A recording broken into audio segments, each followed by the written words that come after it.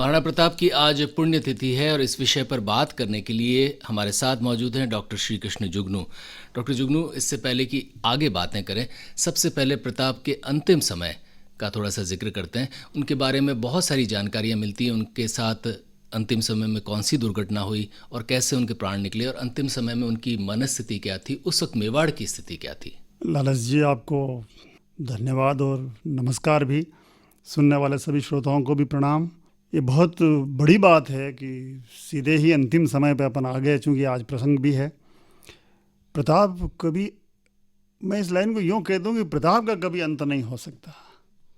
वो प्रताप ही थे ऐसा जिनका अंत कैसे हो सकता है। प्रताप सर से पांव तक प्रताप, जिनके लिए गणेश शंकर विद्यार्थी ने लिखा कि प्रताप कैसे अप्रतापी हो सकता है। तो ये अंत समय के लिए छोटी सी एक बात तो ये जो बहुत गुणकारी भी है और सर्वसम्मत भी है कि उनको उत्तराधिकार में जितना राज्य मिला उतना उन्होंने बना के रखा। एक लाइन तो ये, तो इसका मतलब वो संतुष्ट थे। दूसरा ये कि प्रताप एक छोटी सी जो आखेट दुर्घटना, उसमें उनका शिकार, लेकिन ये हमारे गले नहीं उतरती है कई चीज़ें, क्योंकि ऐसा व्यक्ति जिसने अपनी भुजाओं की नसों को आज़ाद करके हल्दी घाटी के समर में चीर तक दिया, घोड़े तक, ऐसा व्यक्ति एक छोटी सी बाण से तो, लेकिन बहुत सारी चीज़ें हैं जिनके बारे में हम नहीं जानते। लेकिन एक कल्पना कर सकते हैं। वो कल्पना मुझे इसलिए आती है याद कि अभी इन दिनों एक खोजबीन जो हुई थी नए ताम्रपत्रों की, तो मैं वैसे कहीं जाता नहीं हूँ खोजबीन करने, लेकिन लोग पढ़ाने के लिए लाते हैं मार साहब ये कई चीज़ है। तो वो एक ताम्रपत्र जो है वो पलाशमा गांव का और महाराणा भीम सिंह के टाइम का, 1828 से पहले का, उसमें था कि आगे महाराणा प्रताप सिंह जी बड़ा रे अंत समय यो गांव दीधो गणेश पालीवाल को। इसका मतलब ये हुआ कि अंतिम समय में जो एक दान पुण्य की चीज़ें थी, यह हो सकता है कई बार ऐसा भी हुआ है। अपन जब ये देसूरी की नाल उतरते हैं नीचे, तो वो बावड़ी के जो किस्से अपने को मिलते हैं, साहब प्राण नहीं निकल रहे हैं इसलिए दान करवाओ, ऐसा भी कभी कभी। तो कुछ ऐसी स्थितियां जिसको अपन कहते हैं एक तड़प भी राष्ट्र के प्रति हो सकता है, या फिर वो अमर सिंह को लेके भी मुझे लगता है कुछ चीज़ें, इसको अपन कभी आने वाले वक्त में और भी चीज़ें सामने आएगी। लेकिन प्रताप एक तो संतुष्ट, दूसरे अपने उन कार्यों से वो संतुष्ट थे कि अच्छा, सामंतों ने उनके नेतृत्व में हमेशा यकीन किया। और ये भी रहा कि एक बड़ी बात है साहब, वो ये है कि कितने वर्षों तक मेवाड़ लगातार लोहा ले रहा था। चित्तौड़ गया, मांडलगढ़ का ये इलाका, बल्कि एक जो है उसके लिए आप हमेशा मुठभेड़ करनी। कोई आदमी कहाँ तक आज सुबह का भूला शाम को घर लौट आता है, अपन कहावत है। लेकिन इतने वर्षों तक 1525-26 से लेके 1597 तक यानी मेवाड़ लड़ ही रहा है। तो एक संतुष्टि तो चलो सामंतों की उनके प्रति ये थी, लेकिन यह है कि मेवाड़ सुरक्षित नहीं, पर वो असुरक्षित भी नहीं था।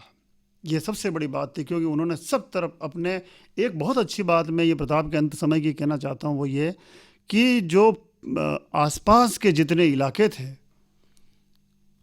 वो कभी सर नहीं उठा सकते थे। ये बहुत बड़ी बात है, क्योंकि पड़ोसी राज्य जो उस समय थे, एक बहुत अच्छा प्रसंग मुझे दुर्गा सिंह का याद आता है। ये भानपुरा का है, और भानपुरा का दुर्गा जो अकबर का भी दोस्त है, तो वो जब जगह जगह मेवाड़ से जो विस्थापन होता, जो युद्ध पीड़ित हो गए, तो वो गांव के गांव दूसरी तरफ ले जाके बसाने, यानी दुर्गा ने उनका साथ दिया। कुंभलगढ़ की जनता पूरी की पूरी भानपुरा में बसी हुई थी, यानी दुश्मन के घर में अपनी सेना, और आपको पता ही नहीं हो। इस तरह की ये जो एक प्रजा के प्रति भाव था, तो वो संतुष्ट भी थे कि मेरे आसपास के डूंगरपुर ने सर नहीं उठाया, बांसवाड़ा ने सर नहीं उठाया, इधर सिरोही देखिए, आप पूरा का पूरा जहाँ भी जो था वो कहीं न कहीं एक प्रताप के साथ नैतिक रूप से थे। ये बहुत अच्छी बात है। किसी ने उनकी अप्रशंसा में एक पंक्ति नहीं लिखी है, सब ने प्रताप की स्तुतियां लिखी है। इसका मतलब मुझे लगता है कि कहीं न कहीं उनका बड़ा नाम, यदि वो हल्दीघाटी जीत के भी जा रहा है, बधाई नहीं, या वो जो कह रहा था मैं जीत के आ गया हूँ, जीत के आ गया हूँ, जीत गया, लेकिन कोई मानने कोई तैयार नहीं, तो ये मुझे लगता है कि प्रताप के प्रति, इससे प्रताप संतुष्ट होता है। अंतिम समय में उनकी मनस्थिति के अलावा ऐसे भी कोई प्रमाण मिलते हैं कि जिस धनुष की दुर्घटना का हम हवाला देते हैं वो प्रामाणिक है और इसी से उनकी मृत्यु हुई? मैं ये बात अभी कही है, लेकिन मुझे लगता है कि एक छोटा सा हादसा, वीर विनोद में एक जिक्र है कि ये वो दौर था जब इसको अपन इस रूप में भी देख सकते हैं कि मेवाड़ में मावठ वह, तो जो मावठ जो होती है यानी सर्दी के दिनों की बारिश, तो जो ये माघ महीने की एकादशी, और जनरली ये इन दिनों में मावठे यानी गर्भ काल होता है इनका, बादल बनने की प्रक्रिया, जैसा कि पराशर और दूसरे सब ऋषियों ने, भरामीर ने भी कहा कई बार, तो ये जो बादल बनने की प्रक्रिया का पूर्व, जिसको मावठ मावठ शीतकालीन बारिश, तो ये पाला पड़ना, ये ऐसा मौसम, और ऐसे मौसम में भी एक पहाड़ी पर उनका विराजना, और वो केवल बीमार हैं, सोए हुए शयनावस्था में हैं। तो ये जो वो धनुष वाली घटना है, ये केवल श्यामल दास जी ने एक सत्यापन, या छोटी मोटी कोई किस्सों के आधार पर, लेकिन मैं जैसा कह रहा हूँ, हम लोग इसके पीछे लगे हुए हैं कि कहीं न कहीं इस घटना हमें उभार के लाना है कि सत्य क्या है।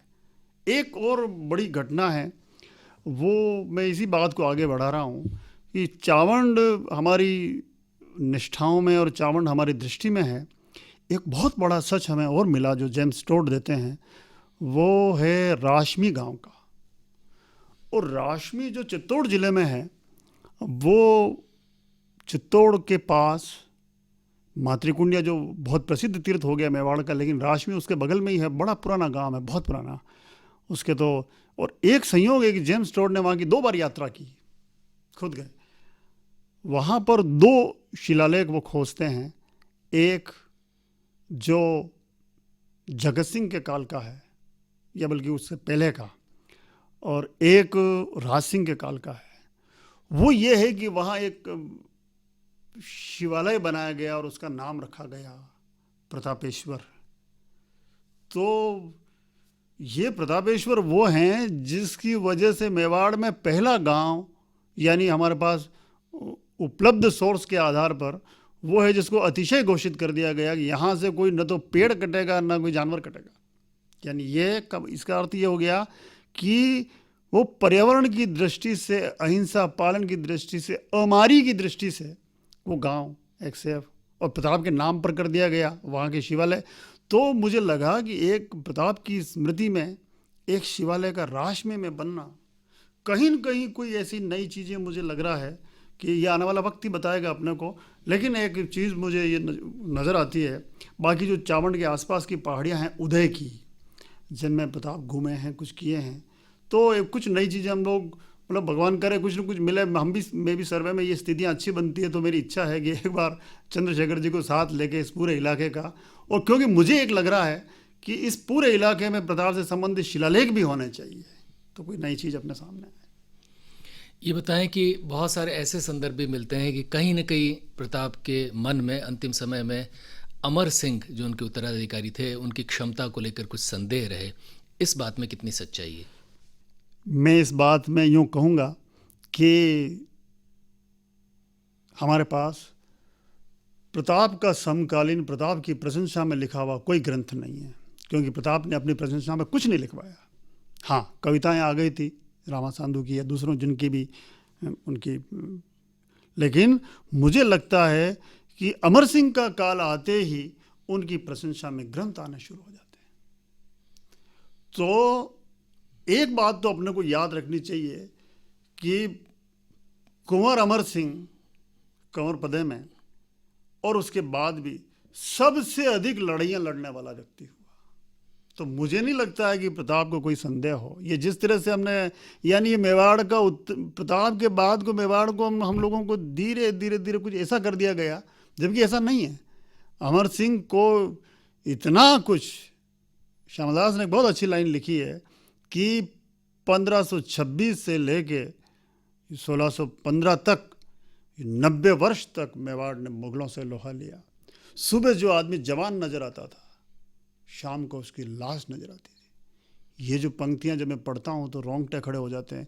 यानी आदमी यहां बड़ा ही मरने के लिए हो रहा है। ऐसा मेवाड़ जो 90 साल तक नाक से नाक, तलवार से तलवार, बाल से बाल, सर से सर टकरा टकरा के जो कट मरा हो, ऐसी मतलब प्रण को बनाए रखने 1597 से लेके 1615, ये जो मुझे टाइम पीरियड है, इसमें यदि अमर सिंह की ये प्रशंसा है तो मुझे तो नहीं लगता कि वो कहीं कमज़ोर हो।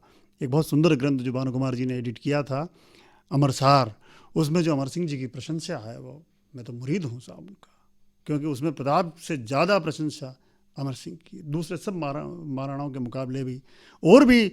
लेकिन एक बात यहाँ मैं ये कहूँगा, हालांकि प्रशंसा में बहुत सारे ग्रंथ लिखे गए हैं, लेकिन प्रताप के मन में मुझे नहीं लगता है कि कुंवर अमर सिंह को लेके, हो सकता है अब बेटा तो बेटा ही है, पिता पिता होता है हमेशा असंदेह, लेकिन उनके साथ आसपास जो लोग थे वो बहुत निष्ठावान थे और उन्होंने अमर सिंह के धैर्य को भी, ये जब संधि होती है ढाला गोगुंदा के आसपास की जो पहाड़ियाँ हैं आगे वाली, तो जो भी कुछ 1615 की संधि की, हाँ, ये मुगलों वाली, जहांगीर वाली, शाहजहाँ जिसमें है और जो भी कुछ, तो उसके बाद आप देखिए कि अमर सिंह उदयपुर के महलों में नहीं आए, आयड़ में रहे एक तरह से कि मेरे साथ मेरे रहते हुए, जबकि ऐसा कुछ नहीं था। ये खिलत पहनना है, जो भी कुछ शर्तें वो भी मेवाड़ पर लागू नहीं हुई थी, बहुत सामान्य सी बातें थी।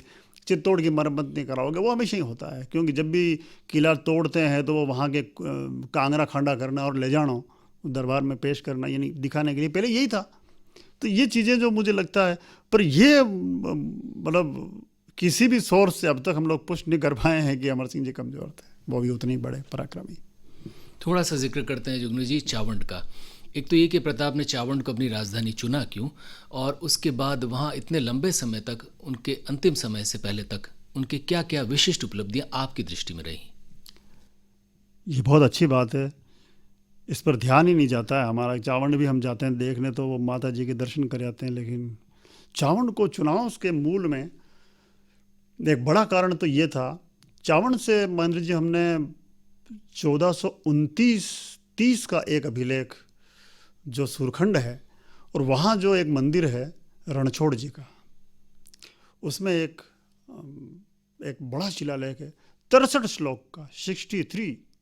अब इतने बड़े श्लोक का, और उसमें जो कन्न नाम का राजा है वो राठौड़ है, और कन्न ने जो कुछ किया था, कन्न छोटा सा सामंत है, वो महाराणा कुंभा का काल है, ये महाराणा मोखल से कुंभा का काल आ जाता है। तो आप देखिए कि वो उस समय एक छोटा सा सामंत है, लेकिन वो और उसकी माँ और उसके पिताजी सब मिलके 24 तो विष्णु के मंदिर बनाते हैं, और मतलब अपनी एक तरह से समृद्धि जो बाणा खुर्द गांव है वहाँ से लेके, वो तो ये भी कहते हैं कि पुष्कर में भी और एकलिंजी में भी हमने मंदिर बनाया। तो यानी ये जो एक पक्ष है, और वो उनकी राजधानी चामुंडापुरी है, चावंड है, यानी उस समय एक पक्ष चावंड को राजधानी बनाने के पीछे, चावंड एक अच्छे दर्जे का, आज तो चावंड को उजाड़ने का श्रेय मराठों का काल का है, क्योंकि उसके बाद वापस भीम सिंह के ताम्रपत्र मिलने शुरू होते हैं, जिन्होंने रहट वगैरह दे के लोगों को बचाने का काम शुरू किया। तो ये जो एक चावंड का अतीत हम लोगों ने जिस रूप में देखना चाहिए वैसा देख नहीं पाए, तो चावंड एक उस समय तक राजधानी सिद्ध हो चुका था, यानी जिसको एक सामंत की राजधानी जिसको अपन कह सकते हैं, मुख्यालय था एक तरह से।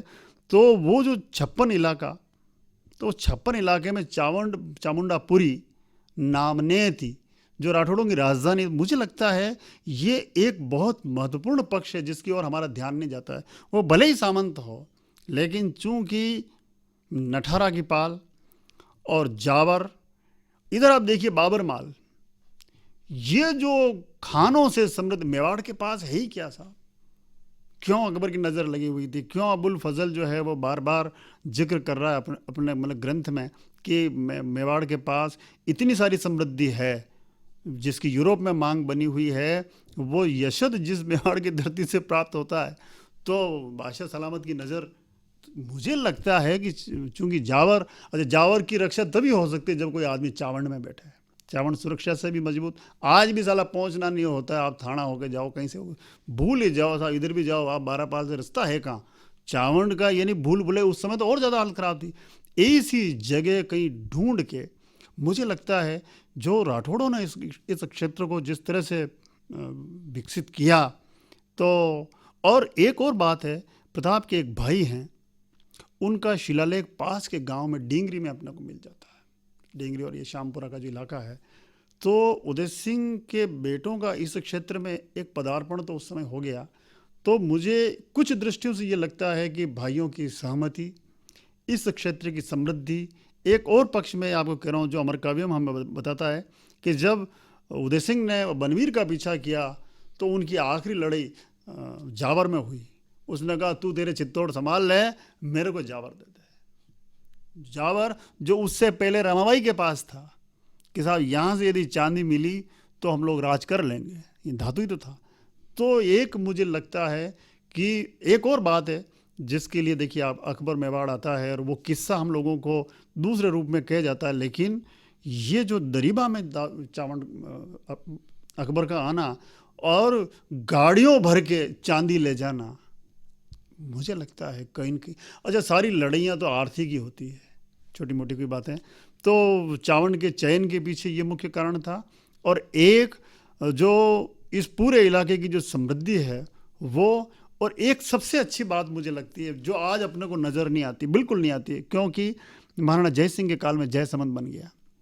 आप देखिए ये जो गोमती नदी है, इस गोमती नदी से ही सिंधु घाटी सभ्यता में जो लोग चावल खाते थे वो वापस यहीं से चावल का बेल्ट शुरू होता है। और आप देखिए अमर काव्य में, अमर सार में यदि सबसे अच्छा वर्णन चावलों का आता है, तब मेवाड़ में 20 प्रकार के चावल मिल रहे थे, जिसमें से एक चावल चक्रोदर भी था जिसके पेट पर चक्र चले हुए हो, यानी हो सकता है पोए जैसा।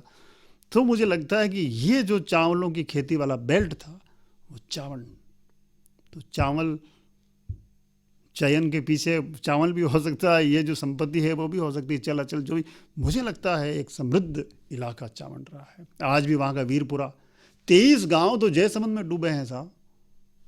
तो ये जो महत्वपूर्ण प्रसंग है चावंड को इस नज़र से एक बार देखने की अपने को ज़रूरत है। मुझे एक बार मैंने ये लाइन गोपीनाथ जी शर्मा जी से कही थी, इतिहासकार, मैंने कहा बाबू जी आप खाली चावंड पे 5 लाइन लिखी जो, तो उन्होंने कहा नहीं, मेरा एक लेख है the forgotten capital of Mewar.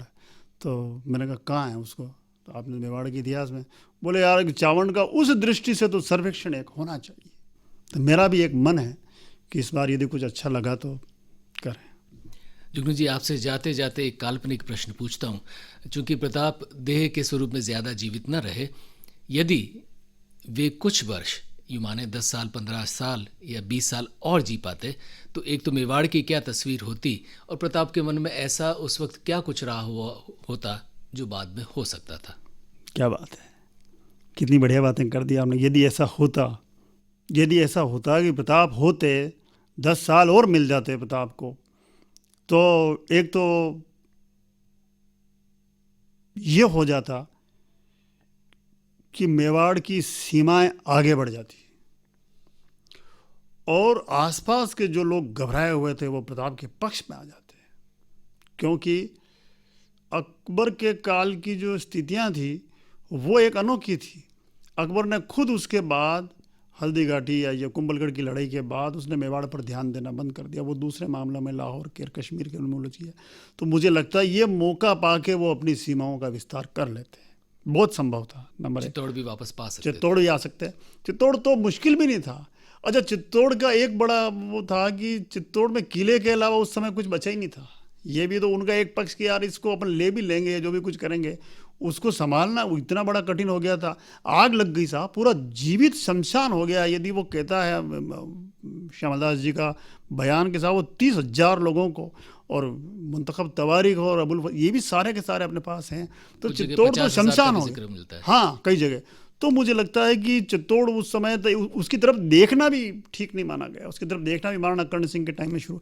मुझे लगता है कि एक तो प्रताप ये जो अपनी सीमाएं हैं वो लांघ जाते, दूसरा जो उनका कंसेप्ट है वो था पानी वाला। एक बहुत अच्छी बात ये रही कि प्रताप के 100 साल बाद मेवाड़ में लगभग 98 तालाब बन चुके थे। तो वो जो एक विकास पानी बचाने का था, कल के लिए पानी बचाओ। मेवाड़ में 3-3 साल पे अकाल पड़ गया, या हर दूसरे साल अकाल, या बल्कि 12-12 साल के अकाल, ये जो मान्यता थी तो प्रताप उसको साफ कर देते। क्योंकि उस दौर में अकाल एक बहुत बड़ी टिड्डी, ये जो 6 इतियाँ थी, इति टिड्डी आ जाना, राजकोप हो जाना, फसल खराब हो जाना, ये जो भी कुछ, तो ये जो अकाल या महामारी, ये जो सब चीज़ें, तो हालांकि इसका जिक्र एक वसंत, वो जो किताब है उसमें भी कई बार आया है अपने पास, जिसको अकबर काल के जो पदों में भी कई बार जिक्र है, बनारसी दास का जो अर्ध कथानक है उसमें भी कई जगह। तो मुझे लगता है ये जो अकाल के दौर और महामारी का जो, तुलसी तो खुद ही उसमें, तुलसी ने जो महामारी का जिक्र किया है काशी का, तो मुझे लगता है एक तो ये, या मेवाड़ में ऐसा कोई दौर नहीं आता, वो पूरी तरह से नियंत्रण। एक और जो दौर जो प्रताप ने अपने जीवन काल में करके दिखा दिया, जौहर की पुनरावृत्ति नहीं हो, वो कभी नहीं हुई इसके बाद। एक मुझे लगता है इस पूरे मेवाड़ में जो वनस्पति से मिलने वाली चीज़ें थी वो बढ़ जाती, जिसका अर्थ, दूसरा अर्थ ये था कि आत्मनिर्भरता। इसका जिक्र विश्व वल्लभ में 2 बार चक्रपाणी ने किया है कि राजा की आज्ञा है, पानी, जल संसाधनों की वृद्धि, और तीसरा पेड़ों से। ये बहुत अच्छी बात थी कि उस समय के जितने गांव हैं, प्रताप के काल के जितने भी गांव हैं मेवाड़ में, नगर भी हैं, उदयपुर भी उनमें से एक है, तो वो सब नगर और सब गांव वो वाड़ियों वाले हैं। उदयपुर में 70 वाड़ियाँ की सूची तो थोड़ा साल पहले तक ही, आज तो कुछ वाड़ियों के नाम ही हैं, लेकिन अपन जहाँ बैठे श्यामलदास जी की वाड़ी है। तो मुझे लगता है कि ये जो मुझे के वाड़ियों में घर हो, तो ये आत्मनिर्भरता की तरफ एक बहुत अच्छा प्रसंग हो जाता। एक और मुझे लगता है कि खान और इस दृष्टि से मेवाड़ में कुछ नए नवाचार आ जाते हैं। प्रताप के काल में वो जो मंदिर बने, जो एक शैली विकसित हो रही है, जो मुझे खरसाण गांव में देखने को मिलती है, शुद्ध रूप से मंदिर वही है, तो वो जो एक शैली विकसित होती है, जो राज सिंह के काल तक आते आते थोड़ी सी लूज होती है, लेकिन वो एक शैली पूरी तरह से विकसित हो जाती। कुछ और प्रसंग, वो एक तो ये हो जाता कि जो उस काल की एक कमी दिखाई देती है मुझे कई बार, क्योंकि अभी तक तो कोई प्रमाण मिला नहीं, तो प्रताप के काल के सिक्के चलते हैं। ये एक बहुत बड़ी बात जो लंबे समय से एक अंतराल आ जाता है, तो वो मुझे लगता है 10 साल में ये काम अपने पास हो जाता है। एक और प्रशंसा की बात ये कि तब लोग, हम जैसे कविगण ये भी कहते हैं बाबा जब आप तो आपके लिए तो एक किताब लिखांगा ही, तो मुझे लगता है प्रताप की प्रशंसा, हालांकि उनके जीवन काल में भी कविताएं तो शुरू हो जाती, लेकिन महाकाव्य लिखे जाते हैं, कई सारे शिलालेख लिख दिए जाते हैं, जिनकी पूर्ति बाद में। एक बहुत अच्छी बात ये थी, इन 10 सालों में चूँकि तेलंग ब्राह्मणों का मेवाड़ में आना शुरू हो गया था, और ये सब महाराणा के गुरु के रूप में भी भूरवाड़ा और होलीर इनको गांव, अमर सिंह ने तो मान ही लिया था गुरु इनको, तो ये लगता है कि इस काल तक आते आते वो इनकी प्रशंसा में, यदि लक्ष्मी नारायण की, ये जगदीश मंदिर की प्रशस्ति लिखी जा रही लक्ष्मी नारायण द्वारा, तो ये तो ऐसी बड़ी बड़ी प्रशस्तियाँ प्रताप के लिए शिलालेख में उत्कीर्ण हो। लेकिन प्रताप जी बाबा जी चाहते भी तो नहीं थे, हैं, हूँ भूख मरूँ, हूँ प्यास मरूँ, मेवाड़ धरा आज़ाद रहे, मैं घोर उजाड़ा में भटकूँ, पर मन में हमारी याद रहे। तो उनके तो अलग प्रतिज्ञा है। डॉक्टर श्री कृष्ण जुगनू, आपका हृदय से आभार।